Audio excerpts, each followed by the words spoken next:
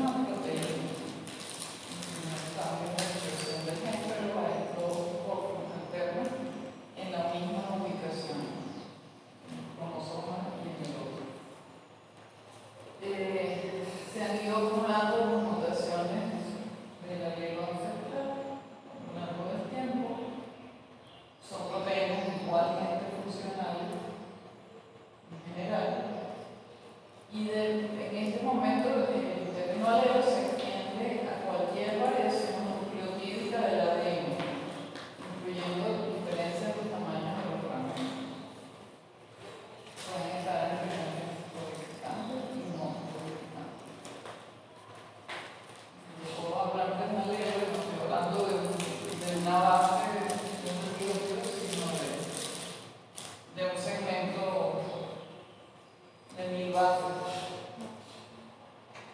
que tienen está presente en un cromosoma y en el otro no, eso lo que llamamos indel, que son polimorfismos de inserción y deleción. Este concepto tienen que asimilarlo, estamparlo en la mente, porque el término polimorfismo tiene una definición, y la que se define. Un sitio se define como polimórfico cuando al menos el 1% de los cromosomas muestra una variación en relación a la mayoría en la población. Es decir, el sitio ya sea una base perfecto con repeticiones, lo que sea, tiene variaciones mayores al 1% en la población. Es decir, el término polimorfismo es una definición de la población. Decir que un individuo tiene o no tiene polimorfismo es una barbaridad. Pero lo van a ver con el tiempo, lo van a encontrar escrito, lo van a ver en defensa de tesis, pero no es así. Yo no puedo decir tú tienes el polimorfismo y yo también. Entonces tienes que hablar de la base específica, del cambio específico. Yo tengo el alelo A del polimorfismo, bla bla bla. Tú tienes el alelo B. ¿Y por qué es un polimorfismo? Bueno, porque en la población más del 1% de las personas tienen una de las formas. Normalmente en el polimorfismo hay solo dos formas de hacerlo. Pero bueno, la secuenciación ahorita hemos encontrado que el sitio incluso puede tener tres. Nucleotídeo, hay algunos polimorfismos que pueden tener tres bases posibles. Entonces, nunca, jamás digan, no, que tiene el polimorfismo. No, yo tengo el polimorfismo, no, nada con eso. Tiene la base o el alelo del polimorfismo. El sitio polimórfico no, a no ser que no se sabe en la población qué proporción de los individuos no relacionados tienen una forma o la otra forma alterna. Cuando se secuencia busca una mutación patogénica, y te aparece un cambio de una base por otra, y buscas a ver si están reportadas las bases de datos como mutación patogénica, un cambio patogénico. No están reportados como cambio patogénico, pero el paciente lo tiene.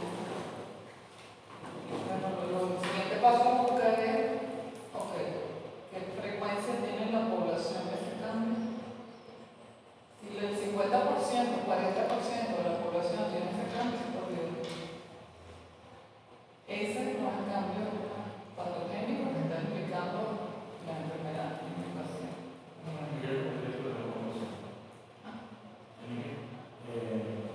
Más del 1%. Esa es la definición establecida. Eso creo que no ha cambiado. Lo pueden llamar en vez de mutaciones, lo pueden llamar variantes. En realidad es lo que debe usarse ahora. ¿Verdad? Pero esta definición sigue siendo.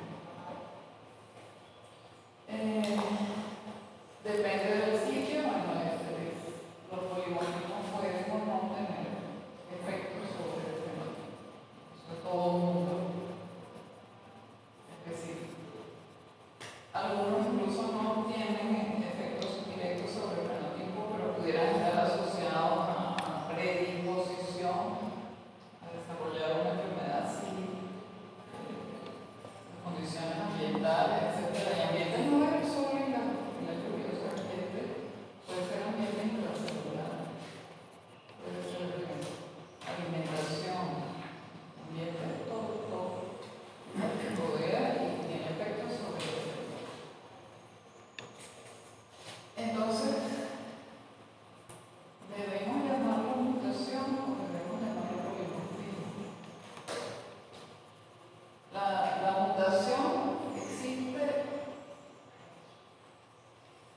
desde tiempos ancestrales en general, pero que en algún momento cambió a una variante que es muy frecuente y tiene efectos patogénicos.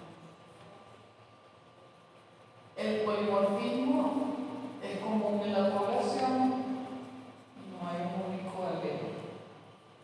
Entonces, esta es la connotación de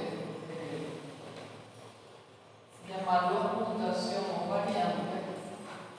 Actualmente, la línea de nomenclatura de la variación de los genes humanos recomienda que se llame variante, que no se llame mutación, porque el término mutación puede tener connotación negativa. Padre, por decirlo así. Entonces, el asunto es que eso yo creo que todavía en general se mantiene. Que en medicina se usa más mutación, y cuando uno habla de mutación, eso está relacionado que es un cambio que altera la función de la proteína, altera la función de la célula en la que se expresa. Entonces, en el área de la medicina, seguimos usando mutación, aunque las recomendaciones actuales sugieren, pues no, se llama variante a todo. Y en realidad son variantes.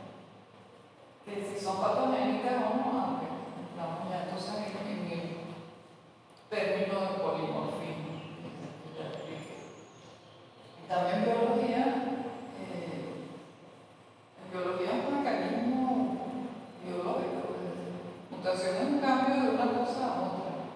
Entonces, en biología no tiene una connotación necesariamente patogénica, porque es un cambio una base de esta para otra. Pero bueno, en el mundo de medicina y enfermedades, aquí entre nosotros, seguimos usando mutación. Ahora, ¿qué determina que un fenotipo tenga herencia dominante o tenga herencia recesiva? A priori, es decir, cuando tiene una mutación, un cambio, una variante, a priori uno puede saber con un único individuo, nada más deducir si la herencia de esa variante es dominante o recesiva. ¿Cómo pueden saber? ¿Cómo pueden responder esa pregunta? ¿Cuál es la frecuencia con la que se ve? Está solito en el consultorio con el paciente y tiene una... Ahora aquí tengo el resultado del estudio del ADN y que uno no tiene información de la enfermedad. Ahí en el consultorio, claro que sale de ahí, pero vamos a mostrarlo. Y si un familiar ha presentado características parecidas al paciente. Fundamental, o sea, tienes que recoger la información familiar y ver los patrones de herencia. Y para eso sirve todo lo aprendido. No es que en cada generación, cada individuo que tenía cambio, tenía fenotipo. Bueno, pero eso es a nivel de establecer recesivo o dominante. Pero molecularmente, o sea, también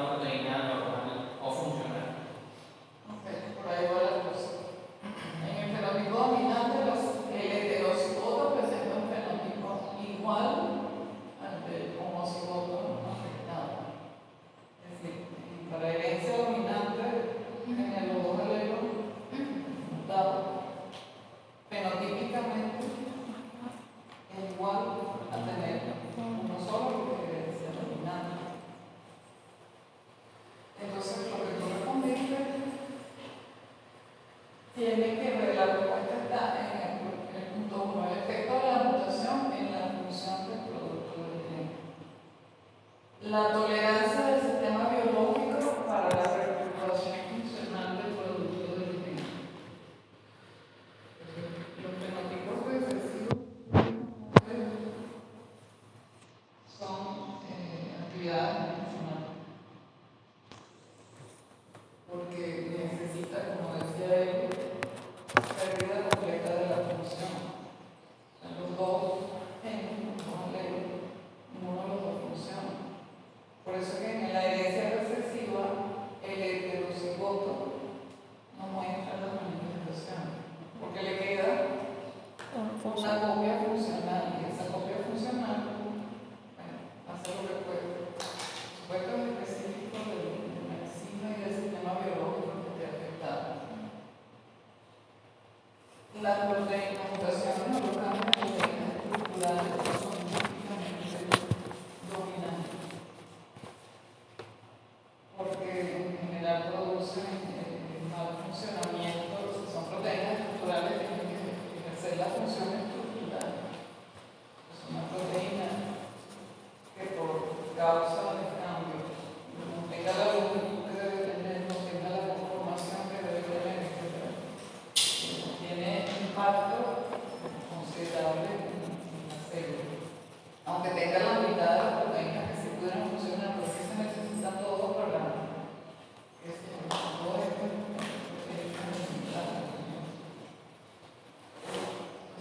sin excepción las mutaciones enzima en el fenotipo recesivo. Los fenotipos dominantes mayoritariamente ocurren en proteínas estructurales, aunque no funcionan.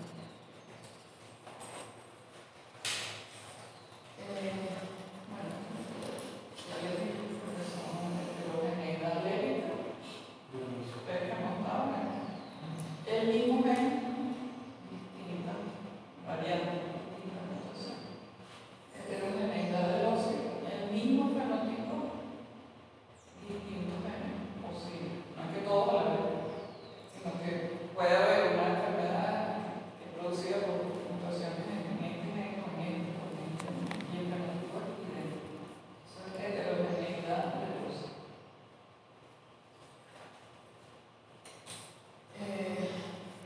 La panel de arriba puede ser lo que les voy a decir, diferentes genes producen el mismo fenotipo. Puede ser un gen, diferentes mutaciones en el mismo fenotipo, de la enfermedad alérgica. Y un gen con mutaciones idénticas, el mismo gen, la misma mutación y los fenotipos son distintos. Esa es más complicada. Vamos a ver cuáles son los mecanismos de producción. Entonces, en los fenotipos recesivos particularmente, pero se aplica a los demás, el nivel de funcionamiento residual del gen determina la severidad o impacto de ese cambio en la proteína. Si la función residual del gen es máxima, prácticamente el cambio no tiene efecto. ¿Por qué? Bueno, porque puede estar en un dominio de la proteína que no es fundamental, por ejemplo, no está en el sitio catalítico de una enzima. Bueno, está por un extremo, etc. Tiene menos impacto.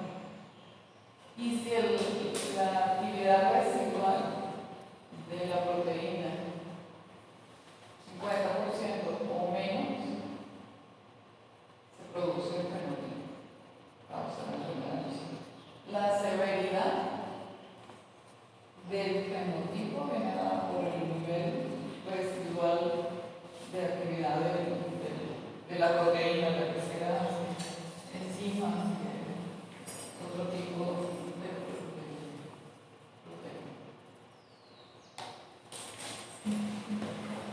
Vamos a ir viendo algunos ejemplos. En este caso es heterogeneidad alérgica. Este gen, el DPDS,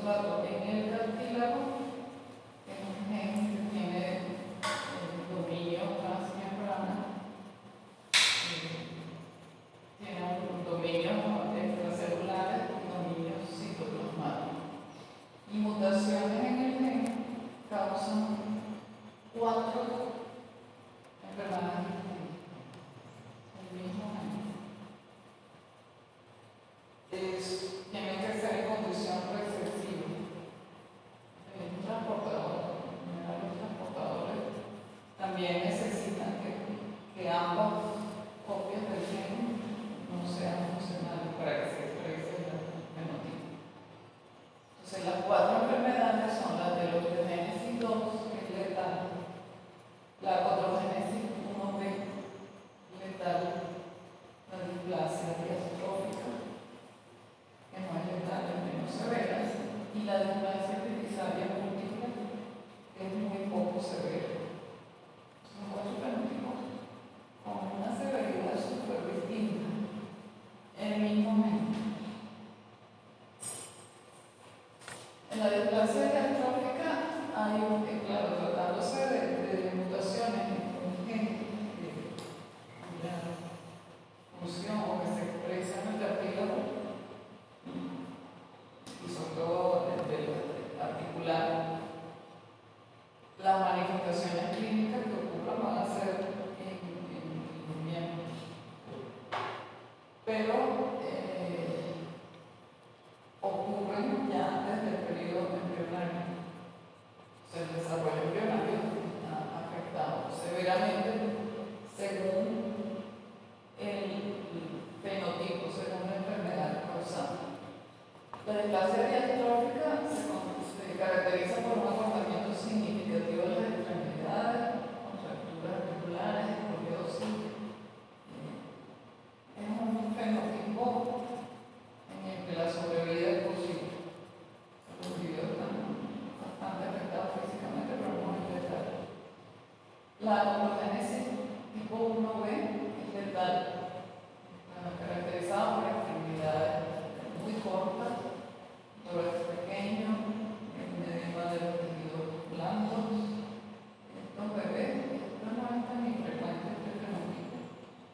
Estos bebés llegan a nacer incluso, pero bueno, ya en el útero se puede detectar el fenotipo, pero es letal. La telosteogénesis tipo 2 es muy severa. Puede incluso, letalidad perinatal. El útero puede que sean ya productos no viables. Y la displasia epifisiaria múltiple, comparado con lo otro, pues bastante benigno. Tiene dolor articular, artritis del inicio bien temprano, acortamiento de estatura, tiene manifestaciones de afectación ósea del cartílago, pero es que comparado con las demás, es bastante benigno. Entonces, el tipo de mutación del gen, porque estamos hablando del mismo gen, determina el fenotipo. Y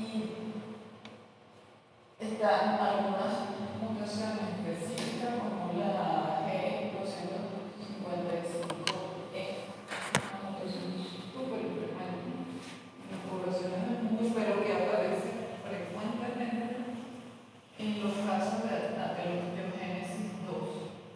Una forma muy severa. Pero si no consigue esa mutación, te tiene que llevar a pensar. El diagnóstico debe ser atelosteogénesis 2. La mutación esta R279W, igualito, son mutaciones muy frecuentes en la población. Siempre, la mayoría de las veces, está asociado a displasia diastrófica. Es un fenotipo moderado, no es tan severo. La enfermedad recesiva. Lo que ocurre es que si el paciente tiene una mutación severa, una mutación con efecto benigno, entonces el fenotipo, ¿cómo lo clasifica? Entonces, esto que está aquí es un paciente que vimos en la consulta y que tenía estas dos mutaciones. La que produce produce aterosclerosis 2 y la segunda mutación era la que está asociada a displasia diastrófica. Entonces, bueno, el fenotipo de Luca era intermedio entre aterosclerosis 2 y displasia diastrófica. Era más severo que displasia diastrófica, pero menos severo que aterosclerosis 2. De hecho, era un niño, no sé, en ese momento tenía 3 añitos. En el gen tenían las dos mutaciones. ¿No? En el gen tenían las dos mutaciones. Sí. O sea, un cromosoma uno y el otro cromosoma otro. Entonces, estos genotipos, estas mutaciones son súper infrecuentes. En Finlandia hay una mutación fundadora. Este fenotipo de displasia diastrófica se conoce desde mucho tiempo. No sé qué año, pero en 1900 y tanto lo descubrieron. Y en Finlandia hay muchísimos casos, o sea, hay un efecto fundador de displasia diastrófica. Y los finlandeses estuvieron buscando cuál es la mutación por lo menos 3 años en sus pacientes. Secuenciaron el gen. Esta es la época que todavía no había exoma y no encontraban mutación en la región codificadora.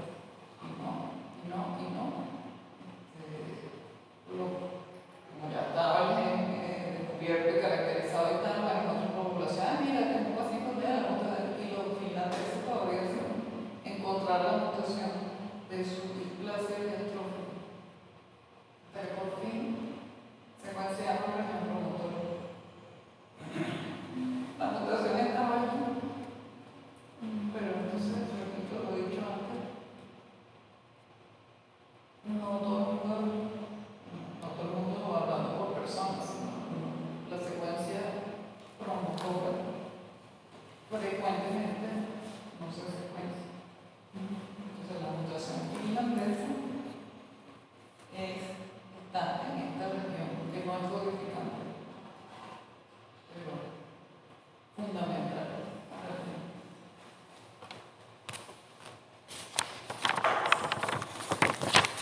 Para la heterogeneidad de los modelos, que son varios genes que producen el mismo fenotipo. La polisacaridosis son enfermedades de cultura, muy característicos, pero por ejemplo, para quitarles el caso, número romántico, el tipo 1 tiene 4 fenotipos distintos, pero todos son causados por mutaciones del gen, el mismo gen, de la alfa L-hidroxilasa. La afectación que cada uno de los subtipos, la 1H que corre, la 1S Shy, ni una ni otra, y combinadas ambas, tienen distintas manifestaciones fenotípicas que van desde inteligencia normal hasta el retraso mental severo.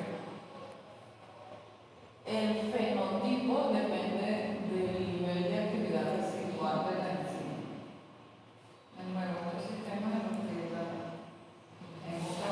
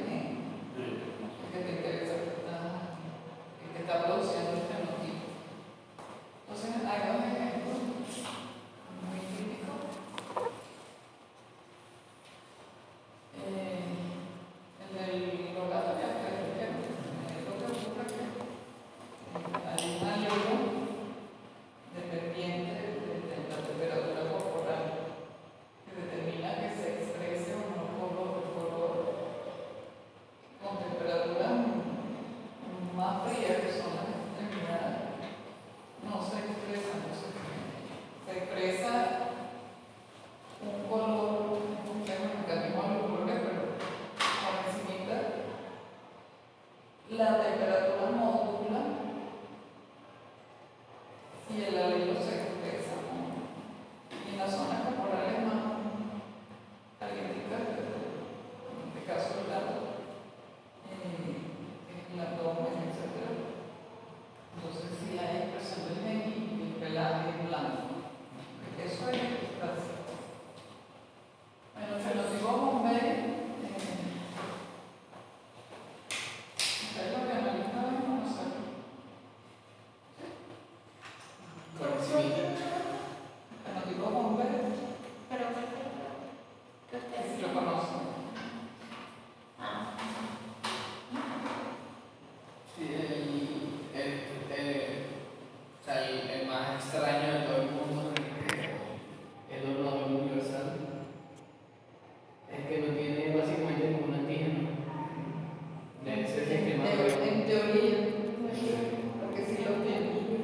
Acuérdense que estamos viendo epistasia. Entonces, en epistasia hay un gen que te suprime la expresión de otro gen. Entonces, los individuos con fenotipo Bombay, el grupo sanguíneo, los averos, tienen los antígenos, pero no se expresan. O sea, genotípicamente tienen antígenos, que codifican para el grupo AB. Hay un nombre que es el H, que codifica para la proteína precursora sobre la que se ensamblarán los antígenos para los antígenos de superficie A o B. Parece que los grupos sanguíneos tienen A, tienen B y no tienen ninguno. Fuera de los O, no tienen ninguno de estos antígenos. Esa proteína precursora es indispensable para que se construyan los antígenos de superficie, pero ese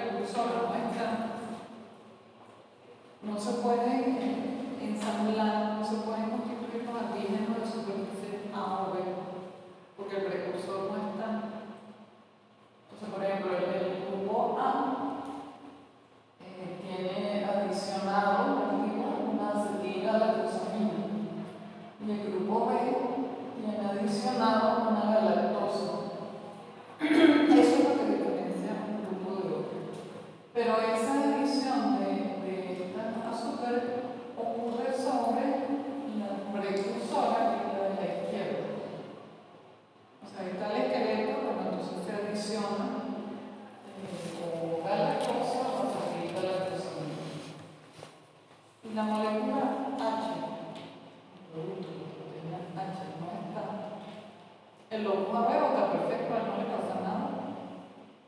Pero es que no pueden construirse y expresarse los antígenos de superficie porque la precursora no está. Entonces, ¿qué ocurre con el fenotipo de un individuo que tenga mutaciones, que sea cigoto para H? Su fenotipo es O, pero es un falso O. A lo mejor es O la verdad, pero si él tiene en el lobo jabeo la variante para A o B, no la va a poder expresar. Entonces, en las pruebas de aglutinación que se usan para especificar cuál es el grupo sanguíneo, el individuo aparece como O. Entonces, en este ejemplo, esta mujer, bueno, fenotípicamente es O, pero de aglutinación. Se une a un esposo, una pareja A, y tiene una niña A B. ¿Qué creen que pase cuando lo averiguan? Pero la bebé Le echa la culpa a la mujer. la bebé tenía de, vamos a decirlo, No, o sea, puede ser ave la niña porque la versión boba puede tener el GP sin ningún problema, pero igual no lo va a expresar. Exactamente. El problema es que no lo está expresando. Entonces, el fenotipo de la niña, o sea, el fenotipo de ella es O, pero es un falso O. Ella en su loco jabeo está perfecto. Ella tiene los antígenos para, en este caso, B. Entonces, la niña recibió el A del papá y el B de la mamá. Bueno, pero esa situación puede traer problemas. Nosotros,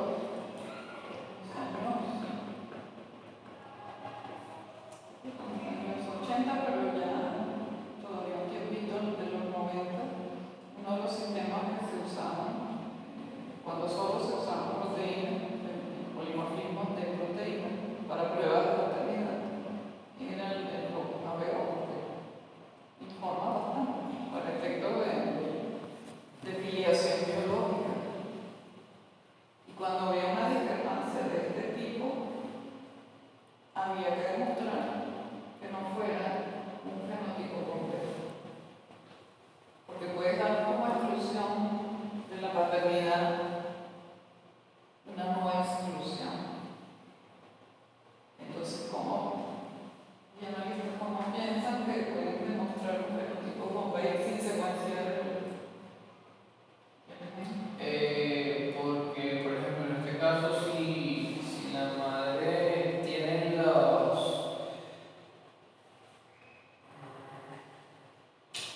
O sea, puede hacerse la prueba inversa, la prueba del suelo, para ver qué anticuerpos desarrolla, porque no va a desarrollar los anticuerpos propios, sino algo extraño lo que no tiene. Y de esa forma no vemos el glóbulo rojo y la expresión de esos genes, sino la respuesta biológica a la ausencia del otro gen. se puede hacer una prueba de aglutinación, es decir, le pones el anti-H al falso O y aglutina o no aglutina. Es lo que hacíamos aquí, o sea, que había un anti-H y en esos casos, uy, ya hay que hacerle la prueba de menos mal que no era Fernando. Así, bueno, esta, ¿cómo se llama el mecanismo? Epitasia. Ah, ok. Un gen. Yo cuál recese. Última la expresión de los se podría decir que se podría decir que se mencionaba que lo suprime. lo suprime. Suprime la expresión De los otros. la oculta. Bueno, eso es que ya les expliqué. El alelo es el sensible, se mata con la en las temperaturas más bajas,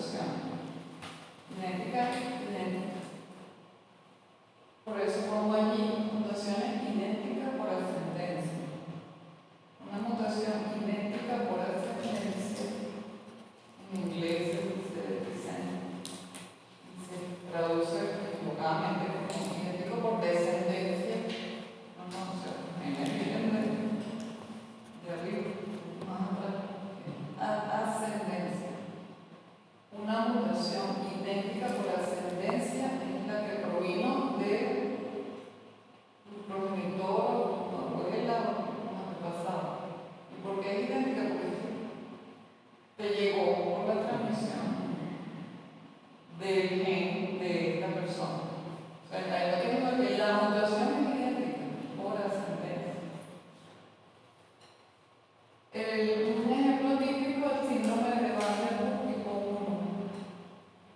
1. La misma mutación en arginina 223X en una familia con 14 afectados, si todos son hermanos, es obvio que la mutación es idéntica por ascendencia. Hay 9 con sordera, 8 con el manchón blanco, característico del síndrome, 2 con hipopigmentación del hígado.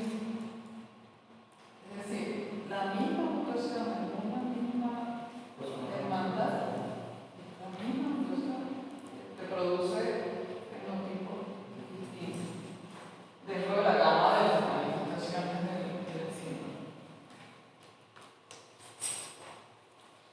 Bueno, el mundo de las expansiones del nucleótido, pero sabemos que puede ser también pentanucleótido. Lo más frecuente son trinucleótidos, pentanucleótidos también.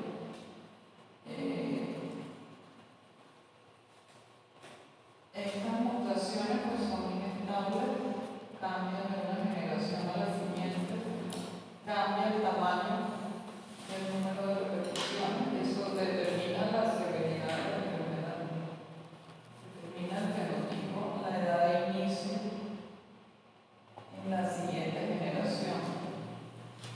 Es el mismo gen, es el mismo mecanismo de expansión de un segmento repetitivo. Si son individuos de la misma familia, puedes decir, bueno, que la mutación es idéntica por ascendencia. ¿Sí? Pero es que este tipo de mutaciones son inestables, cambian de tamaño en la transmisión a la siguiente generación. Y eso determina el fenotipo.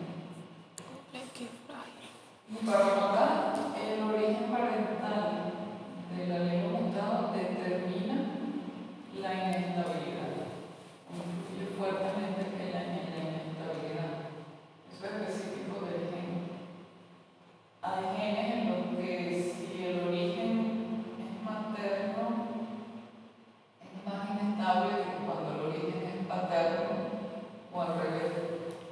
En la enfermedad el origen paterno de la mutación de la expansión mucho más inestable que cuando el origen es materno. Entonces, eso complica bastante el fenotipo. Claro, inestable para más expansión. En los relaciones paternas en adultos, sí. Típicamente en los descendientes de los padres tienen alelos más grandes. Vamos a ver.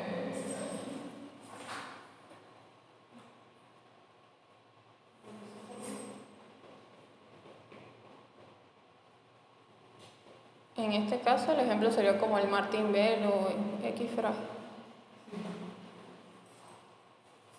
Esto es Huntington. Esto es un gel de polietilamida. Esto es una familia. Esta es la madre. Cada fragmento es un alelo. Esta es la madre que los vota para la gama normal, la gama afectada es a partir de 36. Este es el padre, un individuo afectado con la enfermedad. Su alelo normal es distinto al de la madre, pero completamente en la gama normal. Y este es su alelo expandido, 36. 36 es un alelo que está en el límite inferior de la gama de tamaño a partir del cual es afectado. O sea que este señor no manifestó la enfermedad sino después de los 80 años de edad. Porque para ese tamaño de alelo el inicio de los síntomas es bastante rápido. Pero este es su hija. Recibió este alelo normal de la madre y este es el alelo paterno. Pasó de 36 a 41. 41 Patológico, penetración completa. Entonces, es una transmisión paterna y se ve claramente la inestabilidad del segmento repetido. Este es móvil, pero ocurre lo mismo para otras enfermedades. Bueno, la heteroplasmia mitocondria se refiere, acuérdense que en las células tienen un número grande de mitocondrias, por lo tanto un número grande de genomas mitocondriales. Y el genoma mitocondrial, aunque es pequeño, tiene secuencias codificadoras para proteínas importantes de la función celular. Como hay un número grande de mitocondrias por célula, cuando ocurre una mutación, un cambio en la región codificante de la mitocondria, cuando la célula se divide, pues pasa un cúmulo X de mitocondrias a una de las células y otro grupo de mitocondrias a la otra célula. Entonces puede ser que esta línea celular recibió solo mitocondria sin el cambio, pero esta línea celular recibió la mitocondria que tenía el cambio en región codificadora, consecuencia patogénica, cual gen, etc. Eso se llama heteroplasmia. Cuando hay una mutación gen mitocondrial y en las células del individuo hay proporciones distintas del número de mitocondrias sanas, vamos a llamarlo así, y del número de mitocondrias con la mutación. Eso complica bastante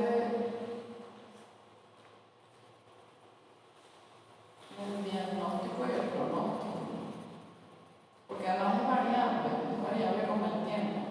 Es decir, cada vez que la célula se divide, vuelve a ocurrir la segregación de la mitocondria. Entonces puede llegar un momento en que superen el umbral en el que el número de mitocondrias con el cambio es mayor que el número de mitocondrias sin el cambio. Entonces pueden empezar las manifestaciones clínicas. Típicamente ocurren en este grupo de enfermedades con afectación visual, oftalmología, en el que la pérdida de la visión puede ocurrir casi súbitamente y en el adulto ya. ¿Por qué? Porque había esta heteroplasmia y llegó un momento en el que el número de mitocondrias afectadas pasó el umbral y entonces tiene afectación sobre la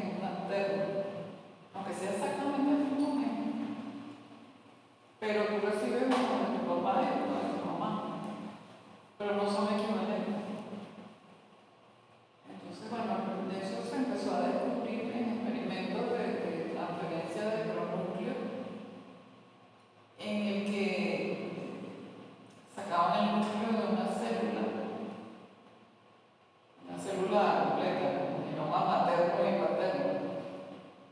Sacaban el núcleo y lo reemplazaban con un núcleo exclusivamente paterno. En ratón había letalidad del ratón. ¿Qué significa eso? Que no es lo mismo tener tus dos orígenes del genoma. Tienes que tener el paterno, tienes que tener el paterno. No sirve, bueno, no importa, vamos a ponerle solo el materno, no es equivalente. Entonces, en la impronta, y eso es específico de genes, de regiones cromosómicas, el más conocido es el BA. Es un gen que sufre impronta. ¿Qué significa eso? Que en el individuo, la copia paterna del gen debe estar silenciada. La que se tiene que expresar es la copia materna. Como mecanismo normal de ese locus en el cromosoma. Hay incluso el mismo cromosoma, lo que se conoce como centro de impronta, etcétera, que controla el silenciamiento o no de ese gen. Si por razones, en el momento, por ejemplo, de la recombinación de las células del individuo, no ocurre es decir, se recibe la copia materna y la paterna silenciada, sino que ambas copias están silenciadas,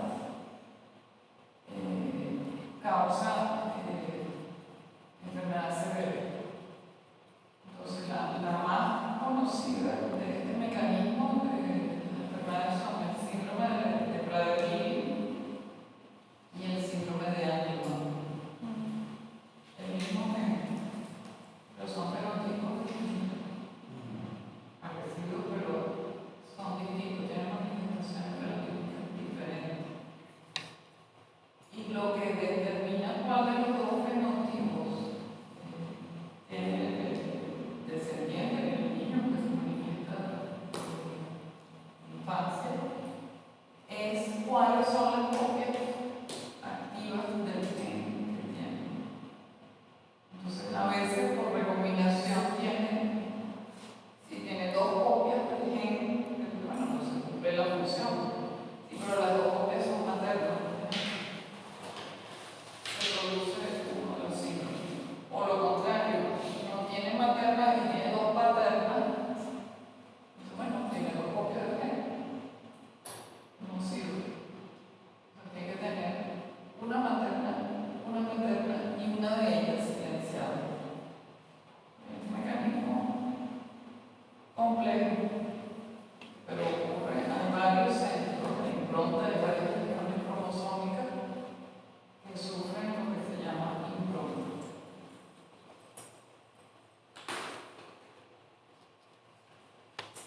Por ejemplo, en el síndrome de Turner,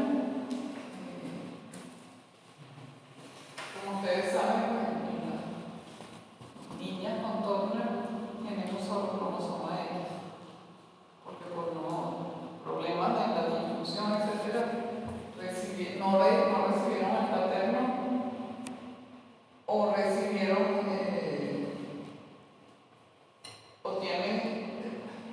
o tienen solo el materno o tienen solo el paterno, y no es lo mismo, no es equivalente. Hay un centro de impronta que determina o que interviene en la función cognitiva de esta paciente. Cuando el cromosoma X es materno, hay mejor adaptación social, mejores habilidades cognitivas y verbales.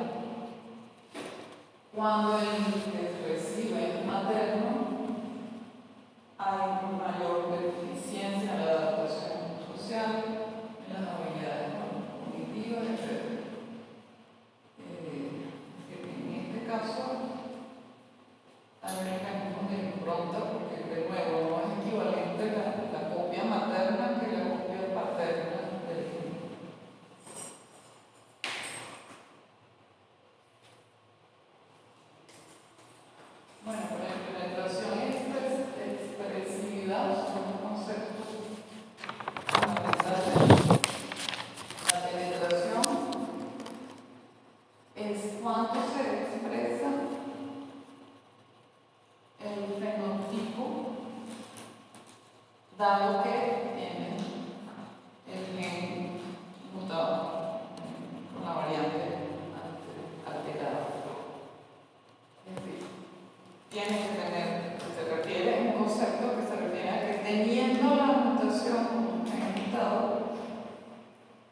se expresa o cuándo se expresa el fenotipo clínico.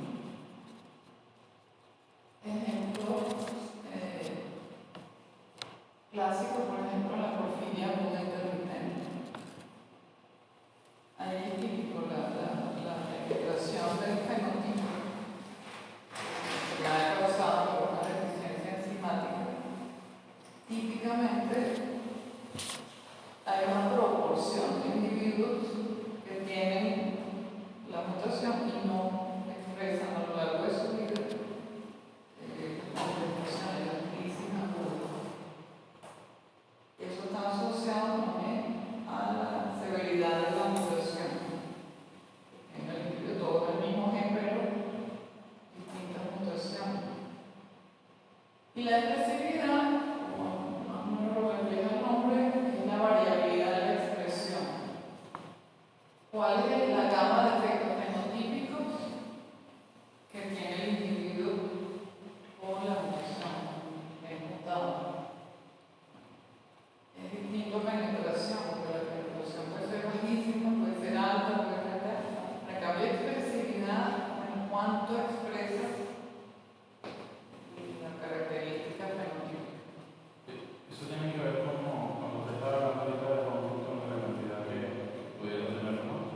Residual de la proteína.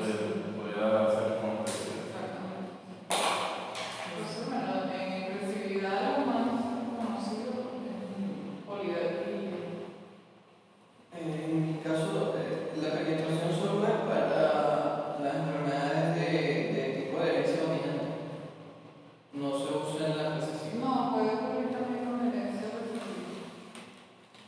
Eso es específico del gen, del sistema biológico. Entonces, normalmente, por ejemplo, si nos vamos a la enfermedad de Huntington, dice, bueno, tiene una copia montada del gen, pero el tamaño de la repetición es, como dije en el ejemplo, 36. 36 es una gama ya patogénica, pero no es tan severo. Entonces, hay esa zona entre 36 y 39, hay quienes la clasifican como zona de baja penetración.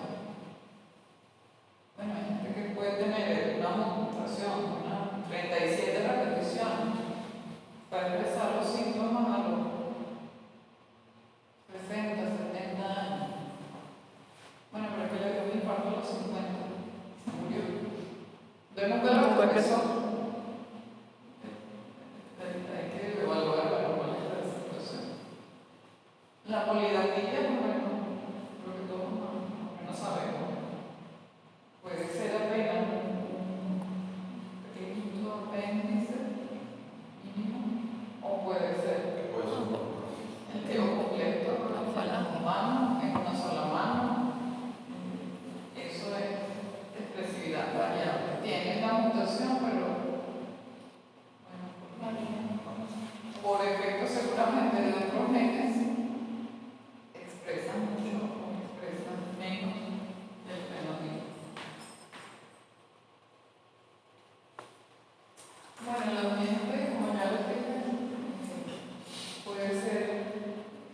puede influir desde la gametogénesis, el ambiente uterino, el postnatal inmediato, el efecto materno de las mitocondrias, el ambiente, todo lo que influye sobre la célula y la expresión de los genes.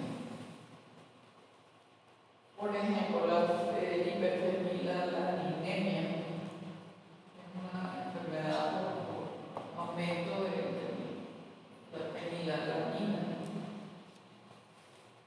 Una madre embarazada, una madre con hiperfenilalanemia, embarazada, no controlada la hiperfenilalanemia, el bebé, el producto, puede afectarse, no porque sufra la enfermedad, tenga la mutación, sino que su ambiente intrauterino está afectado por los niveles de fenilalanina.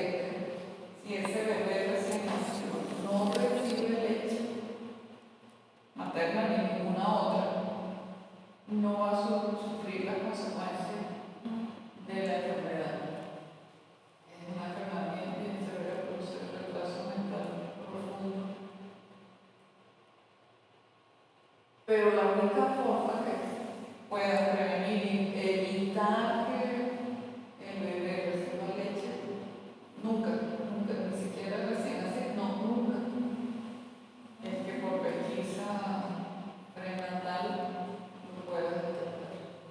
Si no lo detectas, lo natural es que el bebé reciba leche materna, leche de ser, y va a tener daño neurológico, catarata, irreversible. Entonces, Y si no la recibe, no tiene daño. no tiene No. desarrollo normal, inteligencia normal, no tiene catarata, nada.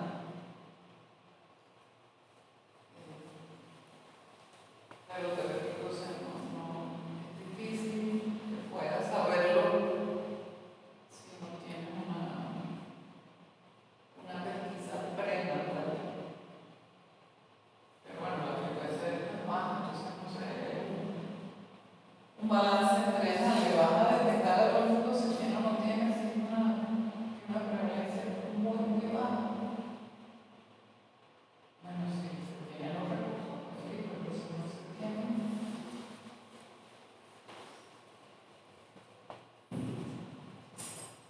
Bueno, están las fenocopias, que son fenotipos modificados por efectos ambientales, de manera tal que mimetizan el fenotipo normalmente asociado a un genotipo. Es decir, una copia idéntica del original, pero no tiene el genotipo. Hay dos ejemplos muy ilustrativos, que es el efecto de la talidomida y el hindú.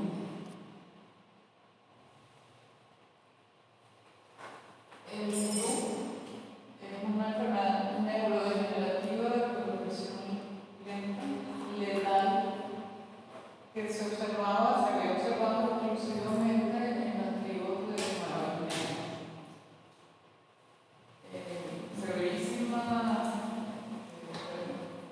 letal, me parecía muy severa, morían rápidamente. Y una variable que no se explicaba tampoco es que el 80% de los afectados eran mujeres. No eran niñas, mujeres adultas. Después se supo, en la causa de la enfermedad, es que por sus ritos funerarios culturales, las tribus de Nueva Guinea, al fallecer alguien de la comunidad de la tribu, el rito era que se comieran el cerebro de los fallecidos. Y eso lo hacían las mujeres. Al ingerir el cerebro de los que fallecieron,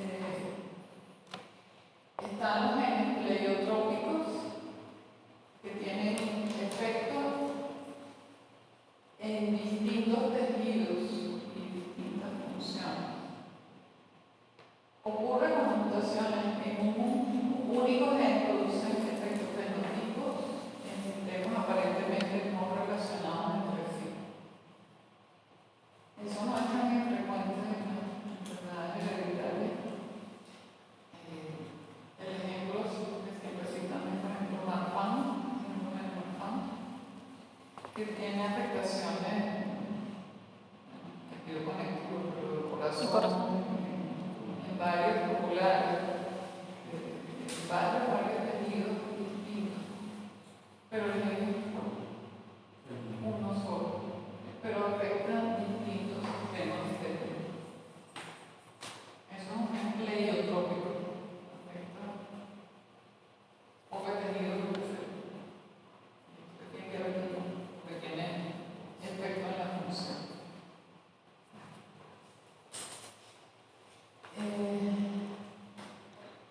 Los fenotipos de enfermedades semejantes tienen tendencia a ser causados por genes relacionados funcionalmente. Como polisacaridosis que les mencioné. Todos son actividades enzimáticas que procesan los polisacáridos. Entonces, sí, son genes distintos, etcétera, pero el mecanismo afectado funcionalmente está relacionado. O hay genes cuya proteína interviene más en la función biológica. Este ejemplo depende del dominio, por ejemplo, donde ocurre la mutación, causa dos síndromes completamente distintos. El mismo gen, pero distintos dominios de la mutación sobre el gen. Después está el mundo de los genes de receptores de crecimiento fibroblástico. Estos genes actúan sobre el desarrollo embrionario. Por lo tanto, la afectación ya ocurre en el ambiente uterino y ya al nacimiento están afectados todos los tejidos relacionados. La función principal de este grupo de genes, si lo actúan precozmente en el desarrollo embrionario, determinan la diferenciación del grupo de células del mesodermo, iniciando el desarrollo embrionario. Entonces, esto afecta principalmente el crecimiento del miembro, la región craneofacial, todo lo que tenga que ver con diferenciación y desarrollo de los tipos celulares que provienen del mesodermo. Entonces, el receptor tipo 2, mutaciones en este gen, producen dos síndromes bastante distintos, son el de Albert y el de Cruzón. Ambos tienen craneosintosis. Por ejemplo, el Cruzón es muy típico el fenotipo. Tienen hipertelorismo, estrabismo, una nariz muy peculiar. Y en el upper hay sindactilia, manos y pies, hay tendencia a la fusión de estructuras óseas, es decir, los tejidos afectados están relacionados, pero el fenotipo clínico es bastante diferente. Como les dije, el fenotipo de Cruzón es muy típico, sobre todo por Exófito. y de estos ojos así y este cráneo de esta manera, típico del síndrome de Cruzón. Pero el síndrome de Albert es mucho más severo. Un Cruzón tiene inteligencia normal en general, afectación craneal y tal, pero no es tan severo. Albert es un fenotipo severo, con sobrevida más corta, exactamente el mismo gen que está mutado. Y la razón de esta diferencia en el fenotipo es la región del gen donde ocurre la mutación.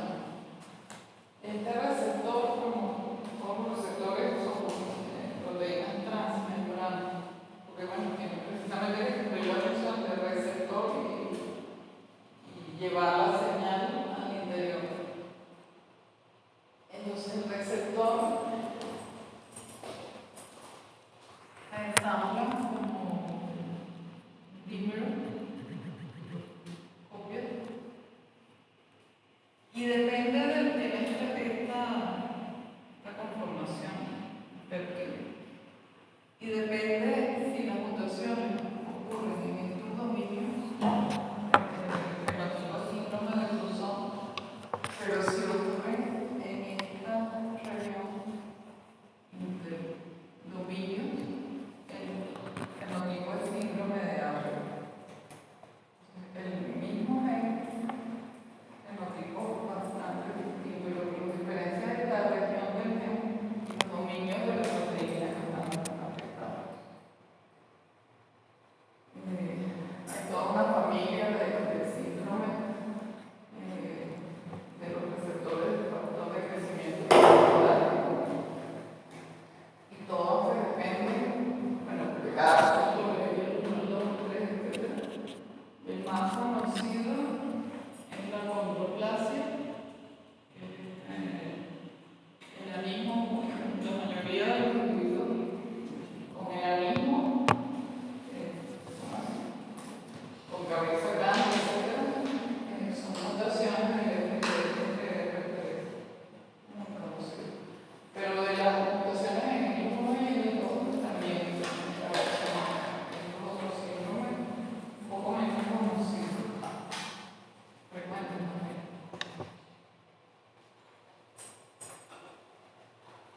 En las mutaciones del colágeno tenemos la heterogeneidad del óseo, porque las fibras de colágeno se ensamblan por subunidades distintas de distintos tipos de colágeno, diferentes en cada tejido. No es el mismo ensamblaje de colágeno en tejido ocular que en tejido cartilaginoso, etc. Entonces, el colágeno articular, por ejemplo, se ensambla en heterodímero. Se ensambla con fibras de colágeno tipo 11, de colágeno tipo 2 y de colágeno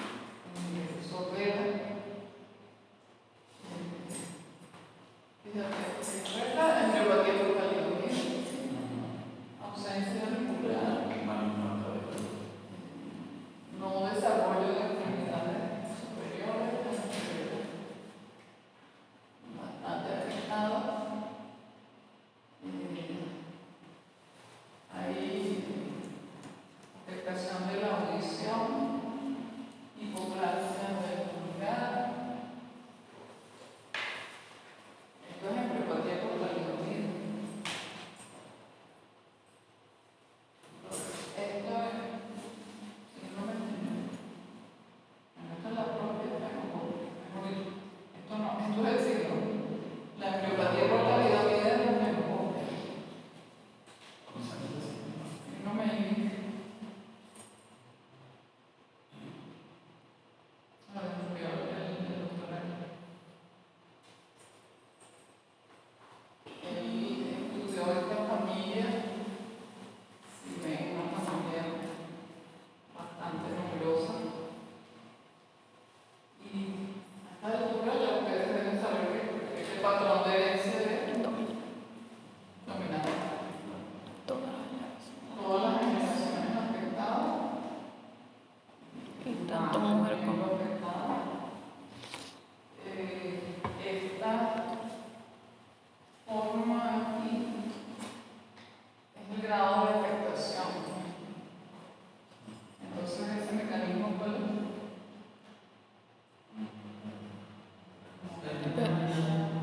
Expresividad. pues sí,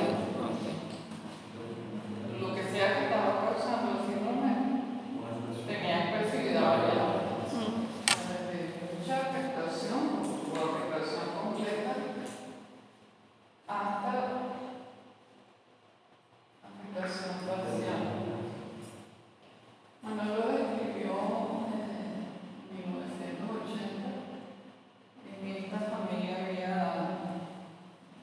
sordera, afectación en algunos casos cardíacas, renales, en otras.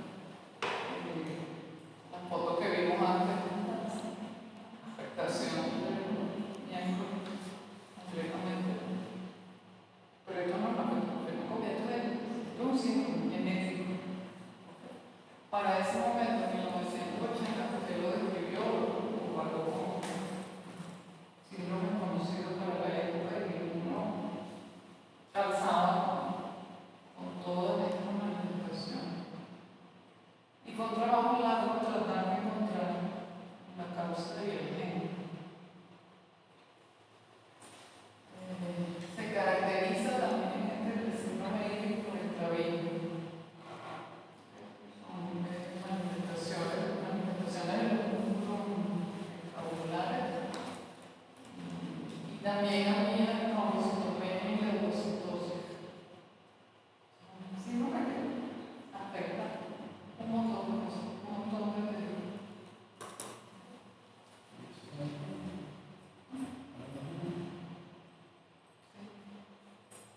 me tocó a mí saber cuál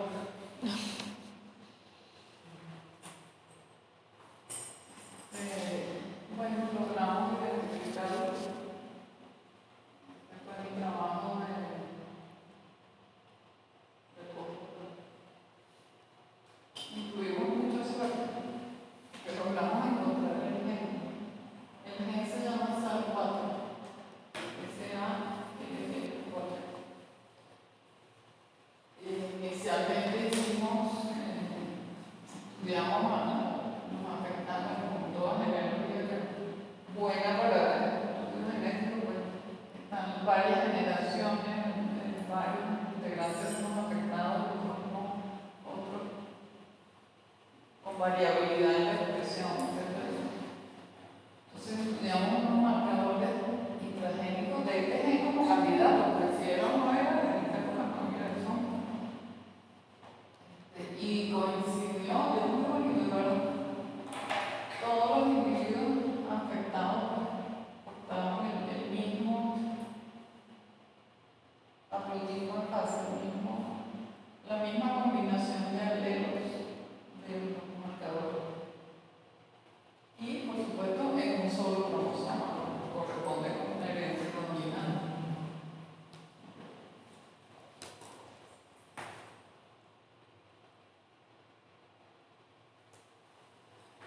La mutación es una depresión de una base, pero el gen es un factor de transcripción.